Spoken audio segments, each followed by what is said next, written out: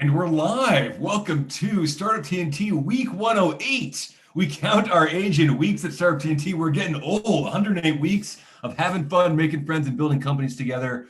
We like to throw a party every single Thursday, and we've been doing pitch nights on a regular basis now since last September. We've done entrepreneurs, obviously. That's what we love to do, but we've also done service providers. We've done venture capitalists. But you know what we haven't done before at TNT? Angel investors. So tonight we're hearing from the angel investors in our group participating in our upcoming investment summit. They're here to share what they're all about, and we'll have a chance to get to know them.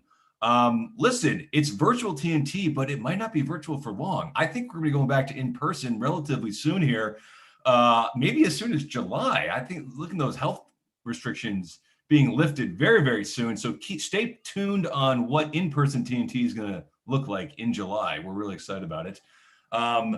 But most importantly, join us at the Investment Summit. It's happening June 17th. These are some of the investors that are investing with us. They've been going through deal screening and due diligence on 65 companies from Edmonton and Calgary over the last few weeks. We're into our final 10 now, 5 from Edmonton, 5 from Calgary. At least 2 of them will be raising money at the summit. Last time we did this, 5 companies raised $1.1 million. That was in November. That was a pretty exciting day.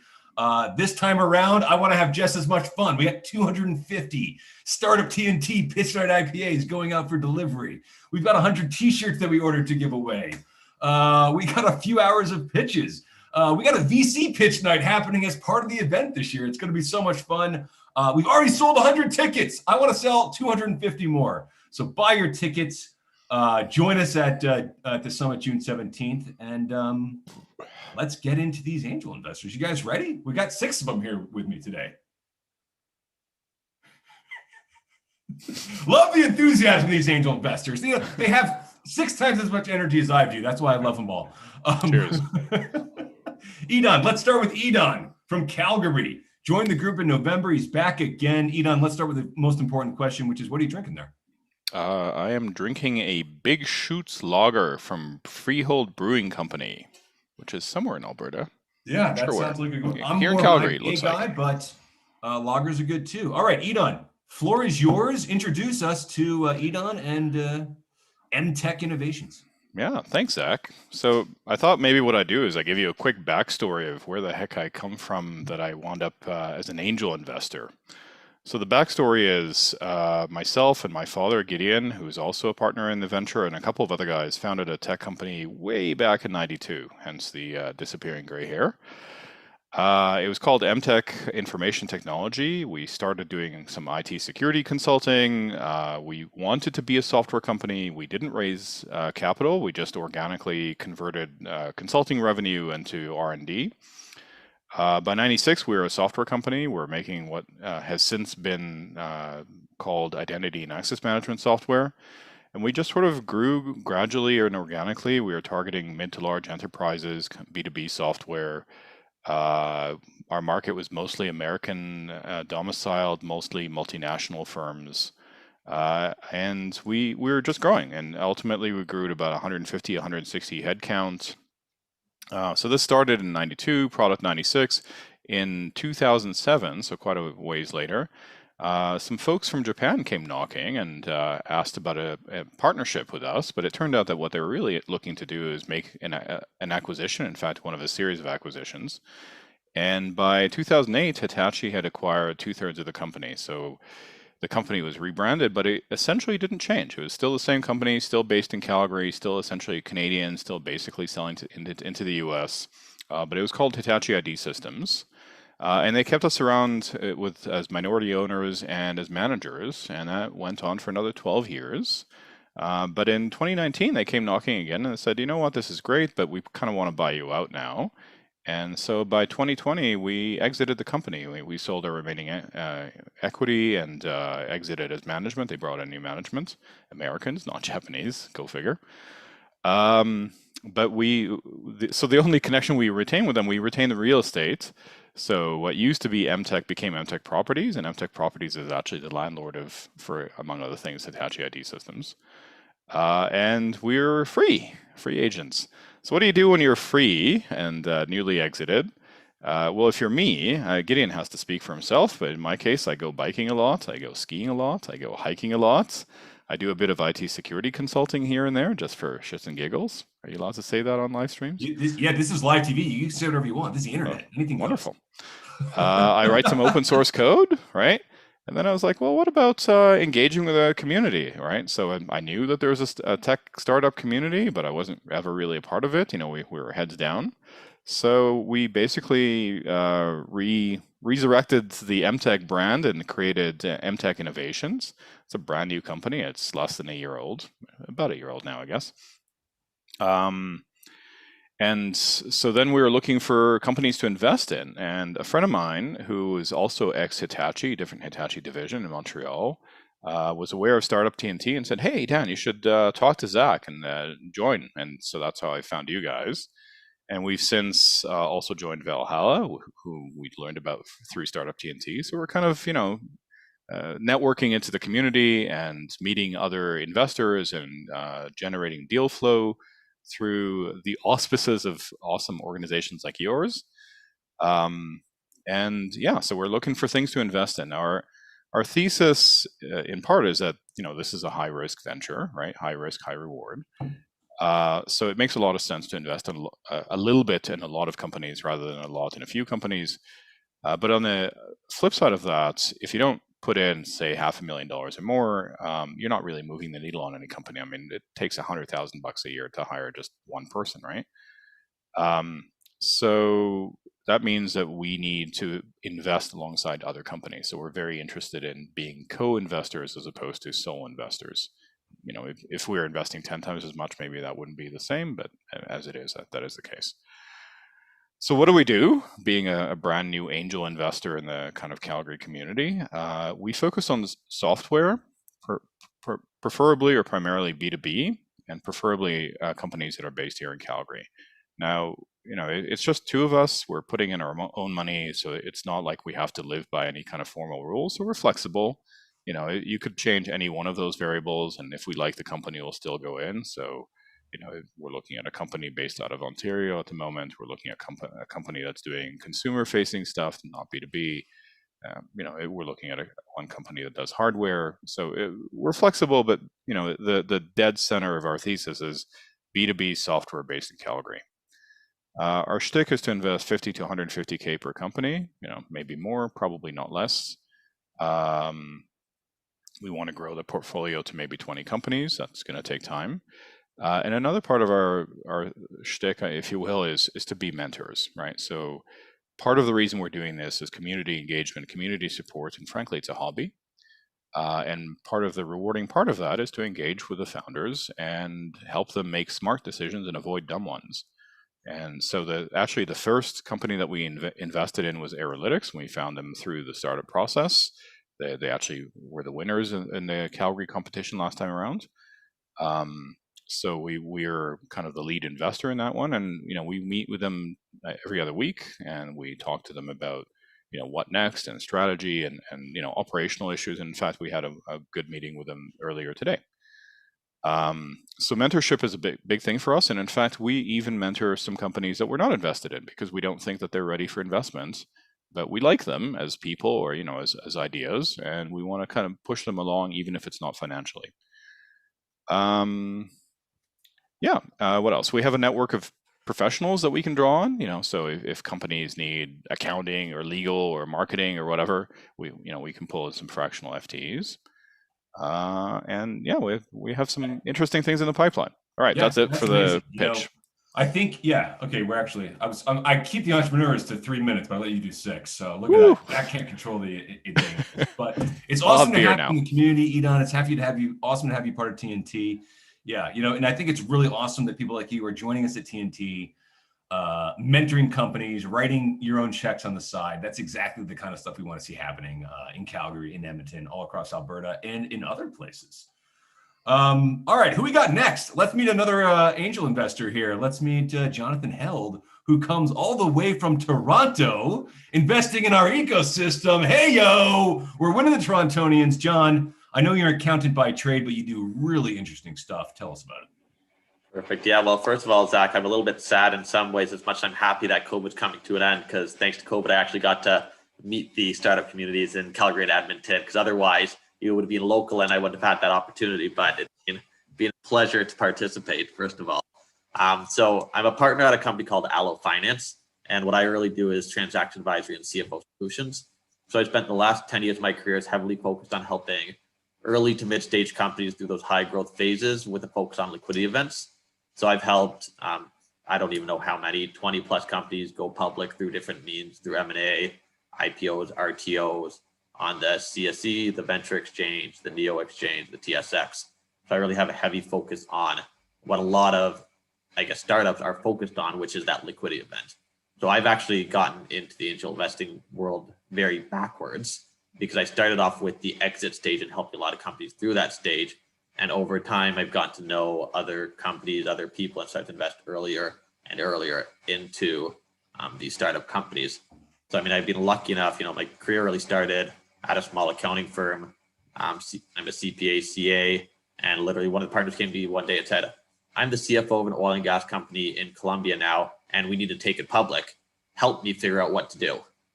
So I was literally just thrown in the fire, having to learn all about the securities laws, everything tied into the transaction. And that's really what gave me the kickstart of the whole go public world there. Since then, I've been on oil and gas companies, mining companies. I sit as a chief financial officer of a mining company currently, technology companies, spent a number of years in the cannabis space as well. Right now, I've had a heavy focus around the psychedelic space. And actually, for me, this is one of my proud achievements. I sit as a co-founder and chief financial officer of a company called Awaken Life Sciences. So we started that about 15 months ago into the psychedelic space, focused around using psychedelic-assisted psychotherapy to treat addiction. So, I don't know how much people know, but the psychedelic space is heavily involved in helping people with mental health issues. And I'm actually a real believer that in the next, 5 to 10 years, it's going to become integrated to mainstream medical there to help people with treatments. So Awaken Life Sciences, I'm actually taking it from co-founding, and for the first time, by the end of June, we'll actually complete our go public transaction onto the NEO Exchange. So it'll be the first time I've gone from co-founding through to the liquidity event as co-founder. So excited for that. I'm always looking at different interesting opportunities. Love talking to people, learning about the projects and ventures that they're into, because industry agnostic, just interesting businesses is what I look out for.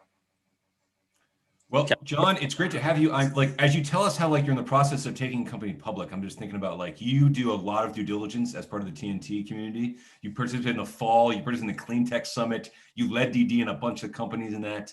I don't understand how you find the time, but I will say this for the audience. I will email John Held at midnight or 12:30 a.m. Mountain Time, and he'll respond right away in Toronto at 2:30 a.m. So I don't know, this guy must never sleep. I have been lacking sleep for the last year. I will say that COVID has not let me do much besides work, so I've tried to be as productive as possible for this period of time. But as the world opens up, it'll be nice to get out again. I want to hear a little bit more about the psychedelic company. I actually just saw in the newspaper, I think earlier this week, that there's a new ETF that's focused on psychedelics. It's the first ETF launching in North America, focused it's a psychedelic ETF. So clearly it's a growing space. Tell us a little bit more about the company you're doing and what's unique about it and what it does. Yeah, so what Awaken Life Sciences does is actually a UK-focused company. So we actually have some of the top scientists in the world. If you look at some of the names, Professor David Nutt, Dr. Ben Sessa, Professor Celia Morgan, and a lot of them have a history around addiction. So we're really focusing in 3 main areas there. One, we're opening up clinics in the UK and in the EU. So in those clinics, we're going to offer initially ketamine psychotherapy, where we've actually licensed the only research that's been completed, a phase 2 study using ketamine for alcohol use disorder. And it's shown very significant effects, much higher than the traditional treatments that are currently used for people who are addicted to alcohol. So we're licensing that to provide therapies in our clinics. At the same time, we have a heavy focus around new chemical entities, where our scientific team they're carefully working away at what molecules can be used for the future to treat mental health issues. Because one issue or one challenge that there is with a lot of the with a lot of the current psychedelics is it takes a long time for the treatment. So we are also using MDMA, doing research using MDMA for alcohol use disorder. But if you take MDMA, I'm sure there's people who have experience with that for different reasons. It can be anywhere 6 to 8 hours, which is much more challenging for the treatment because you have people there all day. So we're looking at working on these new chemical entities to try to reduce the timeline for the treatment while getting the same positive effects. Because what's great about MDMA is it reduces the fight or flight mechanism in people and opens up the pathways for empathy, which makes it very good to treat trauma. So underlying a lot of addiction is trauma. So it's really trying to get people open up so they can actually get in there deep and deal with the underlying trauma that exists there. Because the goal is to, help people get past those issues versus take the medicine that will just help them cope with the symptoms. Okay, well, that's amazing. This is like a new field for me. I didn't really think about using psychedelics for treating mental health addictions, but it's really cool, John. We did have a psychedelic TNT one time, although we weren't treating mental health addictions for that. We were sampling newly legalized marijuana and some mushrooms from a friend, but they weren't psychedelic mushrooms. They were just tasty mushrooms. Anyways, John, great to have you. Great to have you back in the Investment Summit, and we will find a way to keep you around even when we're back in person, John. It's really good to have you. Thanks for having me. Wait, actually, John, I just got to ask this one last question. I know I'm doing a terrible job of time, but tell us a little bit about how the deal flow looks in Alberta compared to how it looks in Toronto, because I know that you've invested in a bunch of our deal flow. So how is it?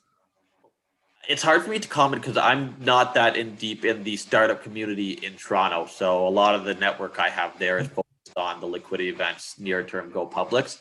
Okay. So I can't really speak too much. All right, so I should have planned that ahead of time. That was a softball question. You're supposed to say, it's awesome in Alberta, Zach. It's freaking awesome.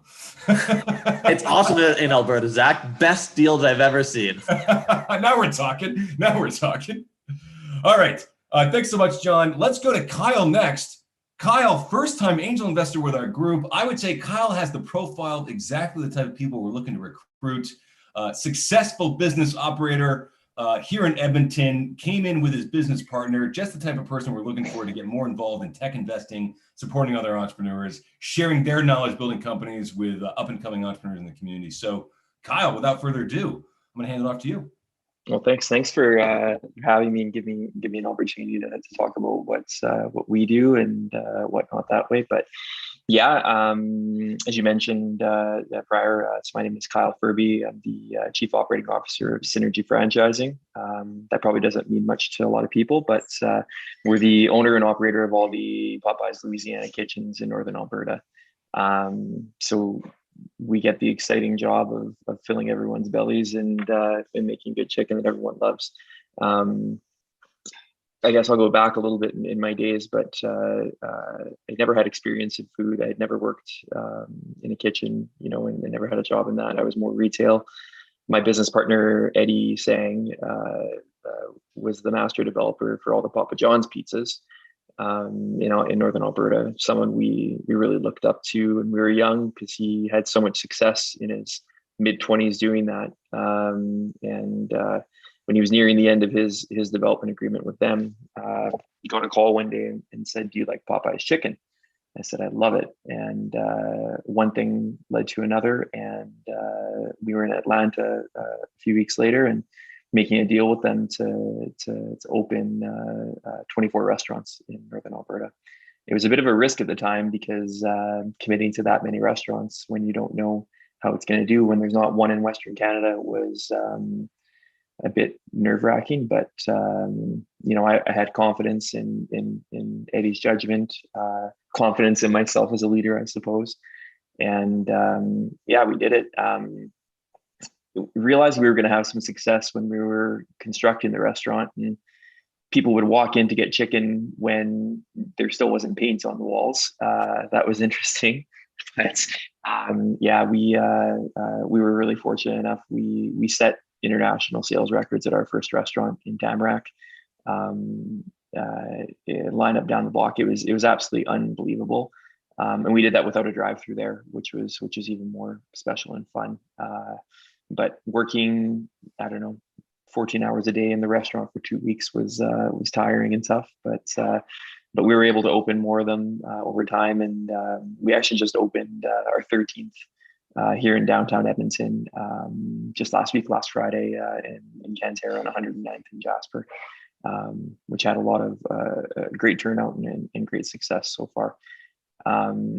What I'll say about our business and what's unique, I guess, is sometimes people think about brands and they say, oh, support local brands, and I support local and mom and pops, and I have really a lot of really good friends have small restaurants and whatnot. We do represent a big brand, but we're Edmonton. I mean, we grew up here, born and raised in Delwood on the north side. It's the city's really near and dear to my heart, and I love it. This is what led me really to start up TNT. I saw it on the news, and I said, boy, this sounds like something that would be right up our alley. And we were lucky enough to connect, and I felt like I've learned a ton. And just to the idea of helping out younger entrepreneurs in their journeys that are based from here and doing really great things in the world and bringing success to the city is really exciting. And I want to continue to do that. I think that's, outside of cooking chicken in my spare time, I really makes me excited and helping people out and doing that with the community. Quickly, I'll tell you about. I have another business too. It's called Legend Rings, and we make true entrepreneur. Got multiple businesses going. Yeah. We make championship rings, and that's like my fun baby business. Where Popeyes, you have to follow their rules to a certain extent. Legend Rings, we can do anything we want, because I can say we can do anything we want, which is fun. But yeah, we grew that business into we're the 5th largest championship ring provider in the world now, and have our sights set on being number one. Side hustle. Your side hustle is 5th largest ring provider in the world. Wow. Yeah. It was my main hustle until Popeyes came around, but that it's just so much fun. Like we've made rings for Muhammad Ali and Mike Tyson and Kevin Durant and LeBron James' son most recently, and like it's just really cool. We get to deal with a lot of awesome people, and best part about that business is everyone's won something and no one's coming into you angry. So it's a lot of fun, and it's like making a piece of artwork for someone to wear. So that's a really cool, neat business, and that's a born in Edmonton story right there for that one. That's all. Okay, Kyle, I'm just gonna ask one question. I want to hear more about that negotiation. How did you and Eddie convince the headquarters in Atlanta that the team to build Popeyes in Western Canada is Eddie and Kyle, 2 local dudes from Edmonton? How did that go down? They always say business is a bit of luck and timing, and it absolutely was. So when Eddie reached out, they had a deal that just fell through with somebody for Northern Alberta. That individual owned Subway restaurants in Asia, and part of Subway's agreement with him was to not have competing brands, and they determined Popeyes was a competing brand. So they had done all the research, market research. They were ready to sign this deal.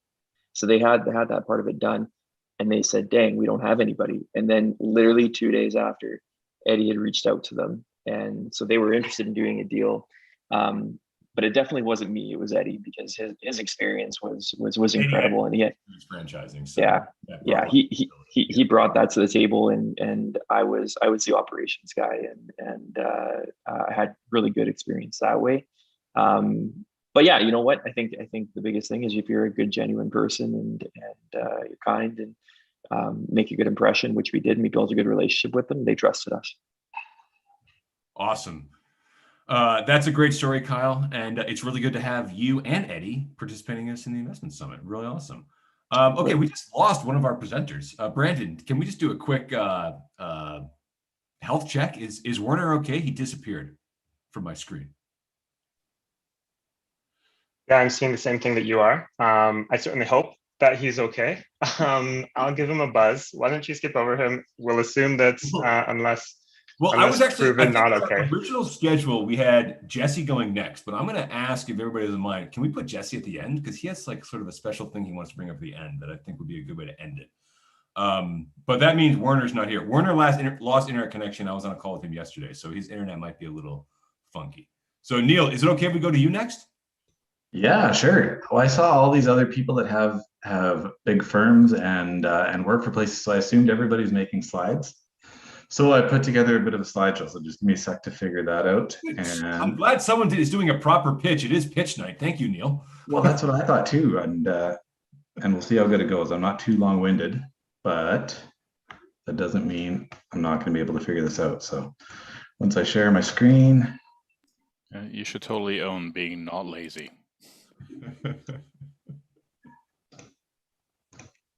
Look at this. We're seeing it. Look at this. all Neil. right. I didn't start off on the Yeah, I right love slide. All right, so my name's Neil. I'll just go through a little bit about me and then Zach can pepper me with some questions. So I'm calling myself Cherub because I started with Startup TNT here in the fall. My background is not anywhere near entrepreneurship or the startup space. So my professional experience is I spent 20 years in the service side of the oil and gas industry. 12 years in operations management. I worked up through project management and country operations on 4 different continents. And then the last 8 years I've spent here in Calgary leading business development, sales, engineering, and admin functions for the Canadian region. I was let go last year and obviously found myself at a bit of a loss as to what I wanted to do next. Via a few friends that participated in Startup TNT, I got an email via them from Tim asking for investors for Calgary, and I thought it sounded like a really fun idea. I am born and raised in Alberta. I have immigrant parents. I really feel like there's a strong entrepreneur and industrious mindset in Alberta. So I was like, well, I'll check this out. So I sort of threw myself into it after I got my first exposure to Startup TNT. So now I'm a stay-at-home dad with 2 kids, one of the YYC ambassadors. So Jade Alberts and I are the face of Startup TNT here in Calgary, and we're doing our best to represent the energy that Zach has in Edmonton down here. I do some consulting work helping startups with raising capital for a firm out of Vancouver called Red Thread Ventures. And I also joined Valhalla. I'm on their deal screening team, and I try to help out where I can connect people where I can. And I got a few sort of side things that are going on as well that I'm working on too. So those sort of fill my day out. All the pictures that I've been showing, all the pictures that I've been showing are from places that I've worked. So this is Mount Taranaki in New Zealand. The prior one, this is me in the middle of the Sahara in southern Algeria. And then this is my current life. I got these 2 munchkins. I wanted to talk a little bit about my sort of investment thesis in angel investing, and it's changing by the day and by the deal that I sign. So the first thing for me is to be really disciplined about my capital velocity. I am accredited, but I don't have a giant stack of money to spread out. So I need to make sure that as I'm in this for the long term, I want to make sure that I'm allocating my capital efficiently, and that I'm sticking to a smart way of managing my money as part of a larger portfolio. The second thing is that I really want to be able to connect with both the founders and the market and the product. So I need to be able to visualize the path that they have and use some of the transferable skills that I have from my own business knowledge to make sure that it's a viable business and they can do what they say they're going to do. And then lastly, I do small checks in multiple sectors, and being new and always having wanted to work with people that are smarter than me, I try to leverage experienced investors, work through syndicates and holdcos, and that's sort of my really rough angel investment thesis as it sits right now. And then I really connect with this part and the beer part of the Startup TNT as well. So that's my couple-minute pitch there, Zach. Awesome. Look at that. Right at 3 minutes. Gosh, Neil takes home the prize, does a proper pitch, good slides. And you know what I'll tell you my favorite part. I love the fact that you own being a stay-at-home dad as an angel investor. Thank you, Neil. I also love the fact that you're transitioning from a career in oil and gas to a career in technology.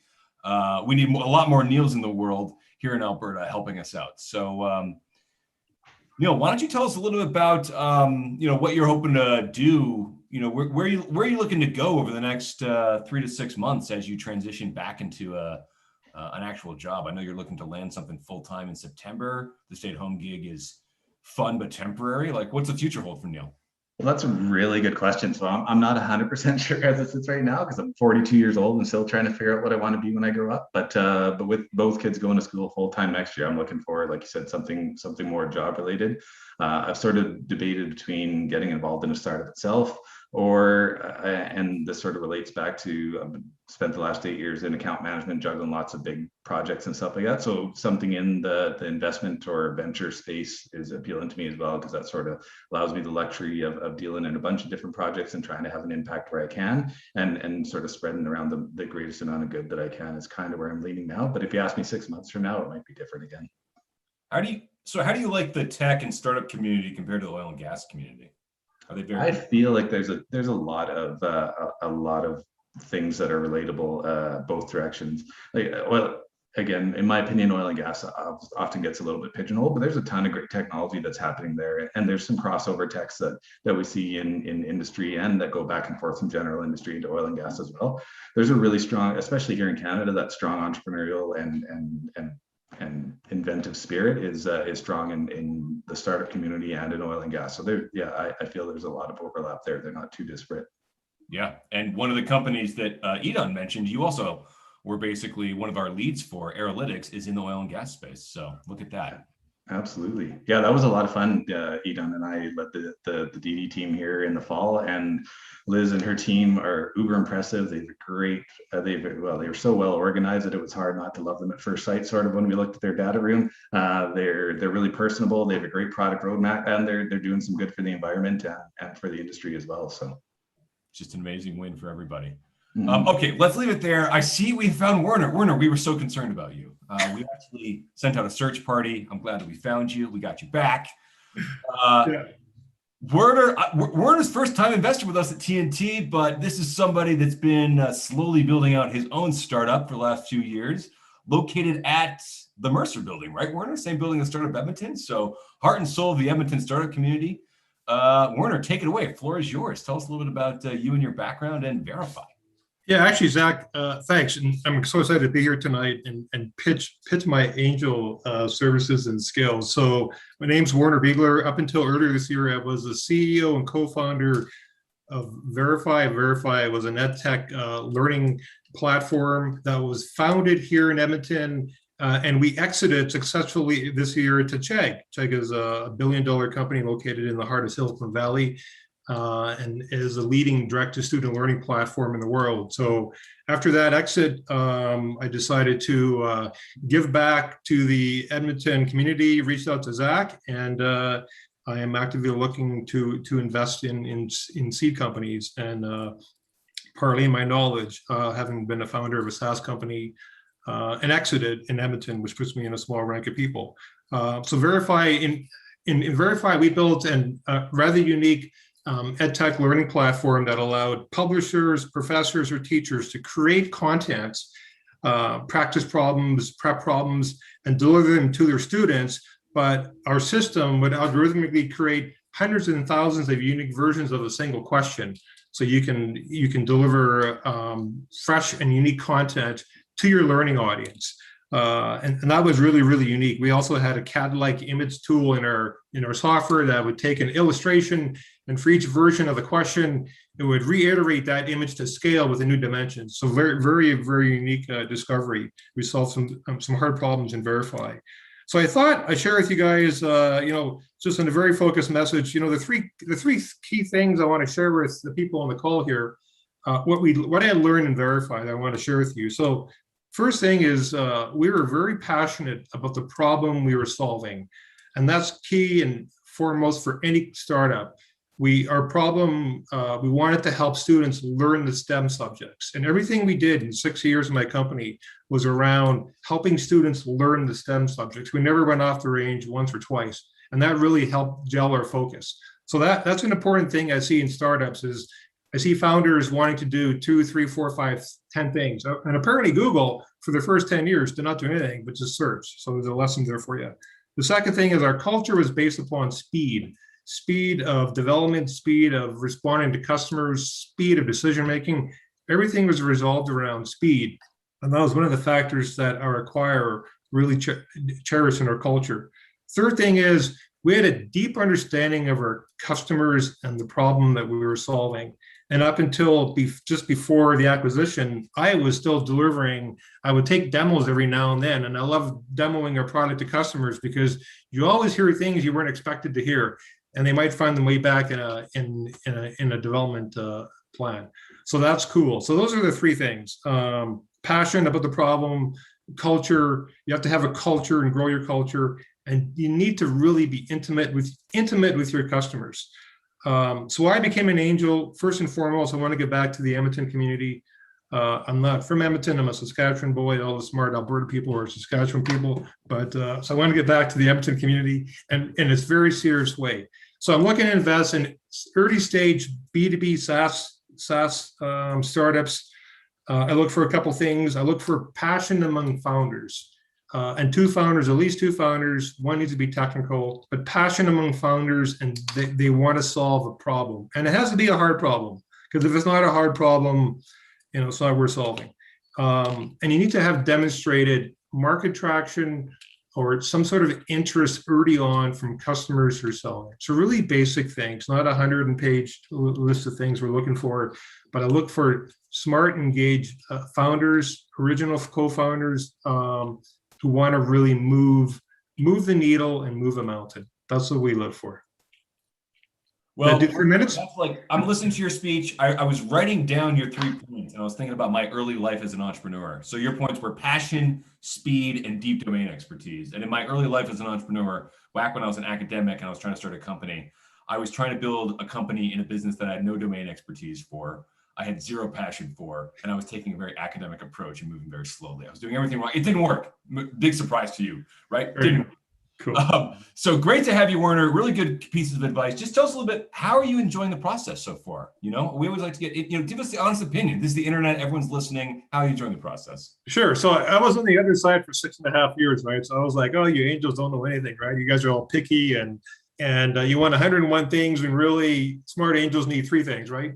So I wanted to get back engaged to the process because I want to get back into the current community of startups and learn something, and learn from the new realm of founders and what's hot, and if there's a possibility that I can provide mentorship as sort of a hands-on angel to something that I think is really worthwhile. So I'm having a lot of fun. I'm loving the experience. Having fun, making friends, helping to build companies, perhaps. Sounds like what we do here. Okay, Werner, so great to have you. I hope all of you can stay for the happy hour. I'll be around until very late. I hope some of you can join us for at least part of it. We got one last speaker. I'm really excited to introduce the last speaker. To use the phrasing from the chat here, he is the Saskatchewan version of Zach Storms. Look at that expression. For the record, Zach Storms is not from Alberta. He's from America. Really happy to be here. But Jesse and his father Doyle joined us from Saskatchewan. Introduce yourselves. The floor is yours, guys. We decided to be keen as well and have a presentation. Proper pitch. Now we're talking. Oh, look at this. Angel investment. Right. I love it. Yeah, so there's our family farm here. We just created this new capital and consulting firm kind of out of after joining Startup TNT community. We kind of crystallized, the best way to kind of go about this for us. And we've come up with the mission statement of helping grow a future for your family today. And I feel like it really fits with a lot of what has been discussed today. Similar sort of sentiment with Startup TNT as well as everybody else in the community. So there's us in our fancy clothes. Angel investing consulting firm and doing some advisory as well near Saskatoon. We're about 25 minutes outside the city, so only 5.5 hours from Edmonton. So yeah, we work with passionate professionals, to grow their net worth through entrepreneurship. That's kind of our focus generally, as everybody here I think was the same way. I'll let my dad talk a little bit about himself.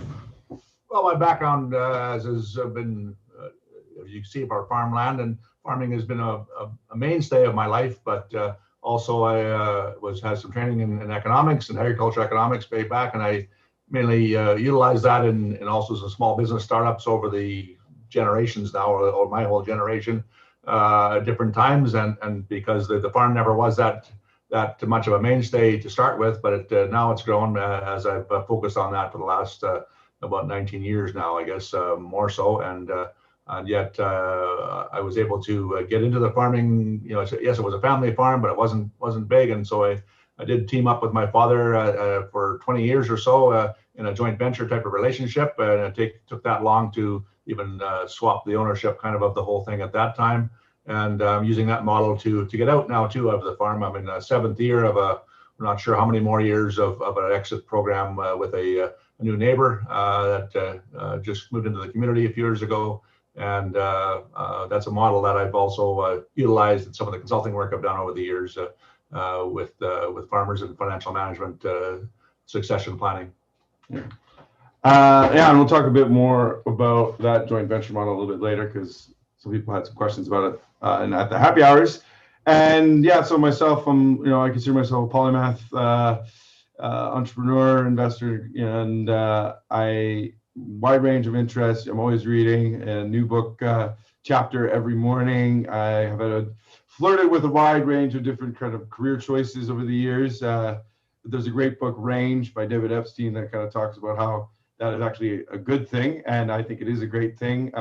Werner told me I'm an EDO, I'm an engineering dropout, and I own that now.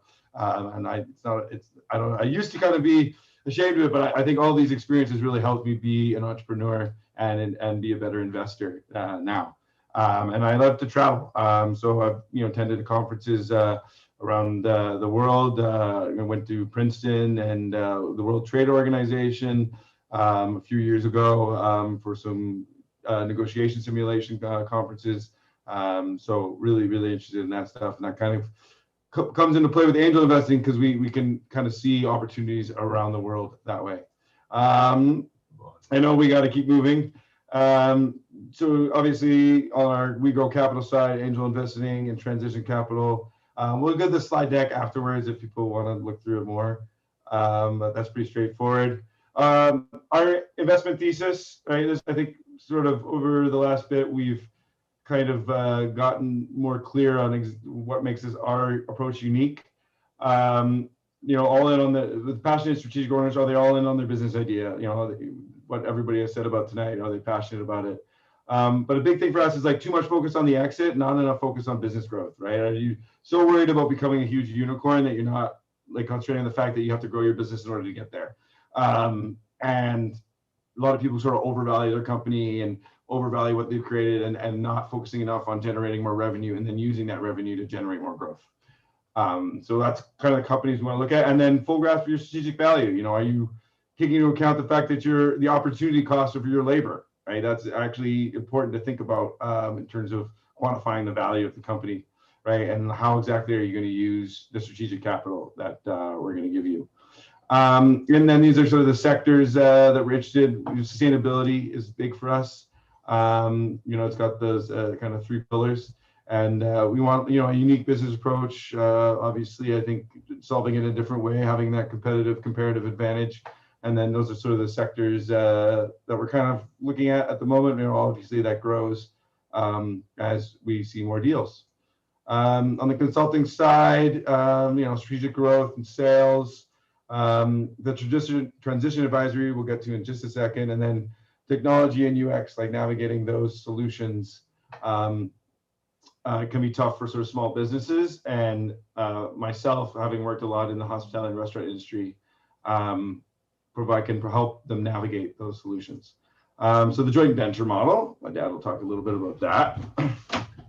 Well, yeah, it comes into play in various ways, but the joint venture model, where it's a contributions approach, it's kind of like what's the recipe of the different factors that go into making a business successful, and how to then employ those in different ways where somebody has more of the labor than the capital, and vice versa. And depreciation is just something that comes into play a lot in a capital intensive business like farming. It's been a real important aspect, I think, in how I've structured different deals over the years, and it's something that isn't very well understood, and by not being understood within the whole accounting community and finance community, I think it doesn't get as much of a play as a way to transition and to grow a business with the different types of inputs that are required to make it work. Yeah, and then with that. I guess you talk a little bit more how it works. Oh, well, a joint venture, yeah, as I mentioned, the contributions approach, and so you can quantify the value of labor, the value of capital, the value of depreciation as a cost of a capital item that is depreciable, and you just compare those two inputs in a total sharing type of calculation, and your goal is to change the balance from one to the other. Generally, it's for a succession plan. It can be utilized. It is utilized in big business. Mining industry is famous for joint ventures, but that's on a static basis. They agree on something going in, who's the operating partner. But in my case, it's always been a succession type planning tool, particularly for generations, but it can be for other purposes too. But that there is a movement from every year. So you recalculate what the contributions are based on what the smaller contributor, if their goal is to become the major contributor, how is that going? And it's done every year to really instill in them the value of the hard work that they're putting into it. Yeah, and we're looking for like young professionals that are looking to take over those legacy businesses, often where the younger person is outside of a family-owned business typically. So there's a difficulty of transition with trust and different things. So there's often a group that needs to come in as a mediator to help them navigate the trust relationship there. And those businesses are typically quite capital intensive, as Medad said. And I don't think you mentioned this, but there's usually a steep local learning curve, right? That's for, with my dad with the farm, knowing the different soil conditions, knowing the local business market, the local relationships, all those things take a long time to learn for some of these large capital intensive family owned businesses. And you got to have a transition plan in place in order to move those relationships across. And here's the most exciting thing I think that Zach wanted me to get to. We're starting a startup TNT in Saskatoon, and WeGrow is going to be kind of at the forefront of that with myself. So the plan so far, we're doing our first happy hour on June 24th, hopefully, and partnering some local incubators like Collabs, AgWest Bio, which mostly focuses in the ag tech, biotech space, and then local startup and Dasta, who recently got a over $100 million investment, are all kind of holding virtual conferences. So we're trying to partner with them to kind of hold our first in-person after-party bash with that, and then doing a Canada Day bash the week after on July 1st out here at the farm. As Jack said earlier, COVID restrictions are coming down, especially faster here in Saskatchewan. We were the first on the reopening trajectory. And we want to try and take advantage of that to get Startup TNT started out here, because we love this community and we're so happy to be a part of it. And then being a part of that Fall Investment Summit coming up later in the year. So that's us, right? We're looking for obviously angel investment opportunities within Startup TNT, through the investment summits, but also outside, making connections with Red Thread and other groups as well. And then, anybody looking for that joint venture model, we're always kind of staying open to that. And that's sort of a larger problem that we see within the economy that we really would like to fix and help fix. And then finding more connections here in Saskatoon to help grow Startup TNT. That's us. Jesse, awesome job. Thanks so much. I did time you. You took 10 minutes instead of 3. Oh, I knew I was taking too long. Time is relative in Saskatchewan. We're really excited. We love it. Actually, it stays the same. We don't change here in Saskatchewan. Jesse, last week, Jesse just sent me a plan. He said, Zach, I want to launch Startup TNT in Saskatchewan. Here's my plan. I was like, wow, Jesse, I love this initiative. Let's do it, man. Let's start small with some happy hours and see where it goes. So thank you, Jesse. We're looking forward to this. He's been an active participant in our current summit, and we're looking forward to working together in Saskatchewan, Jesse. I'm going to say thanks to all the presenters. Let's give ourselves a big round of hands applause for ourselves. I just want to remind everyone that everyone who's participating right now has already committed $5,000 to go into a company that's not even really of their choosing. It's into a local company. They're making that decision democratically with a bunch of friends. They only get about 5% of the decision, or less than 5% of the decision. So hats off to investors that are writing $5,000 checks up front into our local ecosystem. Some of them aren't even from our local ecosystem. That's freaking awesome. Anyways, thanks so much, everybody. We'll end it here. Hope you guys can stick around for the happy hour. and at least stick around for a few minutes to take a group photo, a Zoom photo. All right, thanks everybody. Have a good night. We'll see you on Discord in a few minutes.